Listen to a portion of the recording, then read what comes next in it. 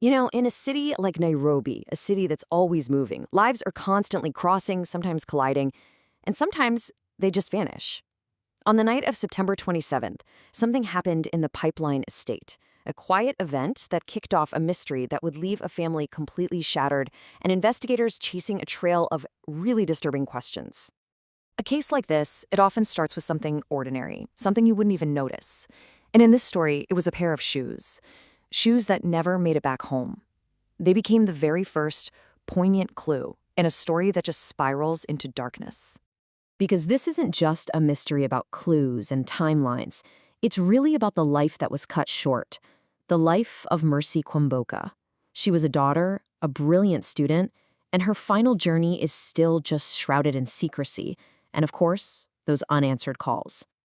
To really understand what was lost, we have to start with who Mercy was before she became a headline, before all of this happened. So who was Mercy Kwamboka?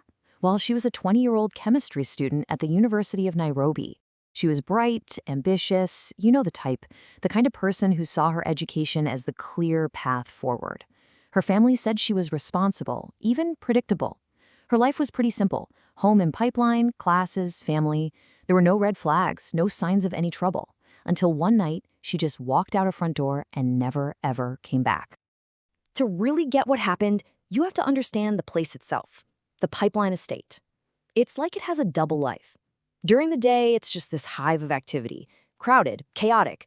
But after 11 p.m., a quiet falls. It becomes a totally different place. And it was in that quiet, in that maze of concrete and shadows, that Mercy got a call that would pull her out into the darkness. Okay, so let's try to reconstruct the timeline of that fateful night. We're going to piece together the final known moments of Mercy's life. It all starts around 11 p.m. Her phone lights up. She gets a call or a message, and she tells her family she'll be back soon. Nita kuo back soon. Those were her exact words, the last words they would ever hear her say. For the next 4 hours, her family called and called.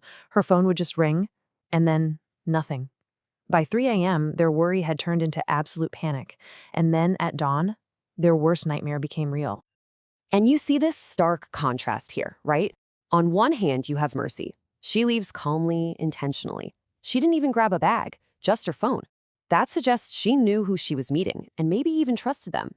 But on the other side of that door, her family's world was just beginning to crumble with every single one of those unanswered calls. So this is the question, the one that haunts this entire investigation. 4 hours. That's the gap.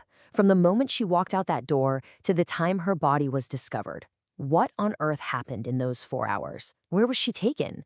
The evidence that comes out later suggests it was a period of just unimaginable horror.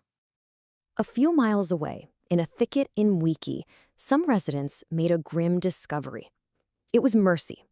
But the scene, it was strange. Her phone was right there beside her, and so was a 1,000-shilling note. I mean, why leave the phone? Why leave the cash? The investigators had to wonder, was this some kind of message, a distraction, or just carelessness? When the autopsy was finally done, the findings painted an absolutely brutal picture.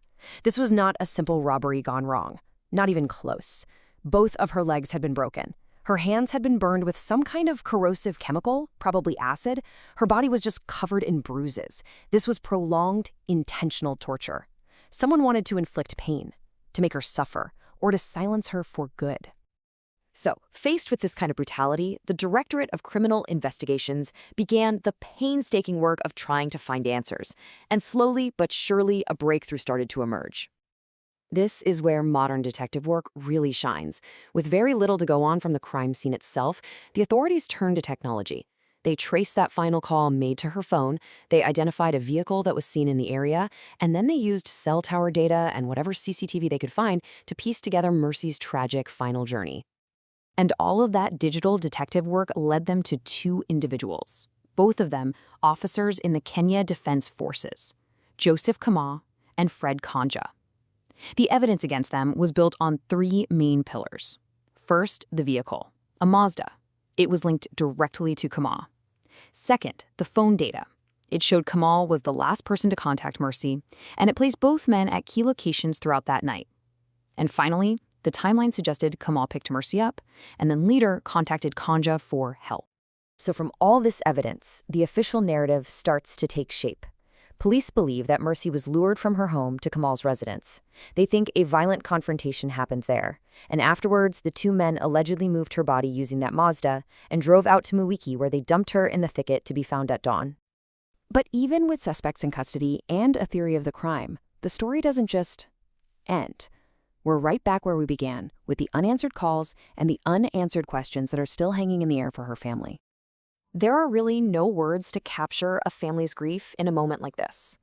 Her mother, after having to identify her own daughter's body, could only say that what she saw looked like something that had been through hell. That single devastating sentence really speaks to the horror they were forced to confront. And that's pretty much where things stand today. You have a family still waiting for all the answers, still waiting for justice, and you have a legal system that's on its slow, deliberate march toward whatever the final verdict, whatever the final truth is going to be. Mercy's story is so much more than just a case file. It's a reminder that behind every single headline like this, there is a life, there are dreams, there is a voice that absolutely deserves to be heard. And so the final question isn't just about what happened that night. It's about what we do now. How do we make sure that her voice and the countless others like it are never, ever forgotten?